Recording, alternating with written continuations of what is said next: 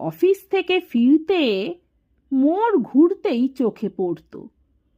তা সত্যি বলতে কি, শুনে হাসবি তোরা, শাড়িটা চোখে পড়তেই মনে হতো যেন বাড়ি এসে গেছি।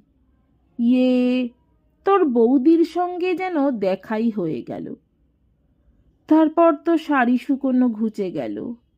এদিকে আমার ওই এক বদ অভ্যেস হয়ে গেছে, মোড় ঘুরে ছাতের দিকে চাইলেই প্রাণটা কিরকম যেন খাঁ খাঁ করে, আর বুকটা এমন ধরফরিয়ে ওঠে, বাড়ি এসে তার জের মিটতে ঘন্টা কেটে যায়।